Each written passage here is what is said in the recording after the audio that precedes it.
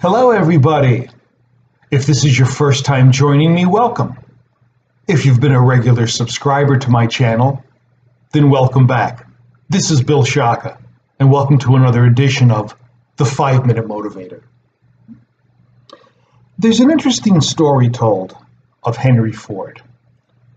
Henry Ford, consummate thinker, always looking for ways to innovate automotive technology, thought that if we could somehow take the engine block and instead of having two sets of straight cylinders, move them in, that would cause a lot more energy to occur in one location instead of in two locations. So Henry Ford came up with the conceptual thought of what we now call today a V8 or a V6 engine. He called together a team of his most trusted creative engineers, explained what he was looking for, told the engineers to go to one of his corporate retreats out around Lake Michigan for 6 months, think it over, mull over the possibility of developing a V8 engine, and come back with a prototype.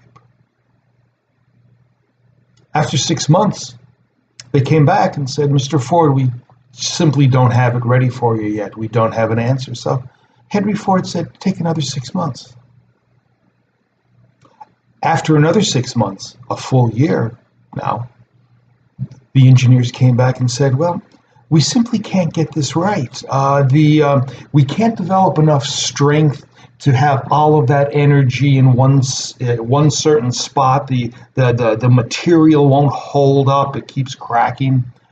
And Henry Ford said, "Why don't you take another 6 months?"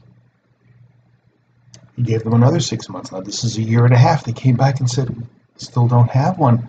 Maybe we should stop. Maybe this isn't going to work. Maybe the notion of taking 8 cylinders and somehow V'ing them in so that everything revolves at one particular central location is just too much for the steel that we have available."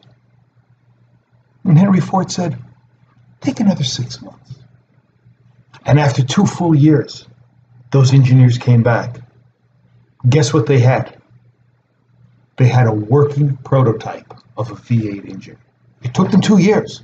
Now keep in mind, these people were ready to stop after 6 months. They were ready to stop after a year. They were ready to stop after a year and a half. And Henry Ford said, "Keep going." After 2 years, they actually had a working copy, a working prototype. And at that point, Henry Ford said to them, "Gentlemen, something to consider. Whether you think you can or whether you think you can't, you're right. The notion of persistence in leadership is one of the most important attributes of leadership." If you think about it, the very first step toward getting anywhere is to decide that we aren't happy with where we are. Thus, we need to know where we want to go, look at where we are now, and that gap is dynamic tension, which will move us forward. It will move us toward what we are looking to accomplish. That is persistence. Thus, as we begin to make that gap smaller and smaller, there's going to be obstacles in the way. Obstacles that may, in fact, take us off track, or obstacles that may push up against what we're trying to accomplish. But that's why leaders are persistent. That's why, in terms of leadership attributes, persistence is one of the strongest attributes that most great leaders have. They keep going and going. Henry Ford showed that to his engineers. We have the ability to show that. And you know what, ladies and gentlemen, regardless of whether you are currently in a leadership position, it doesn't necessarily mean that you can't exhibit leadership qualities.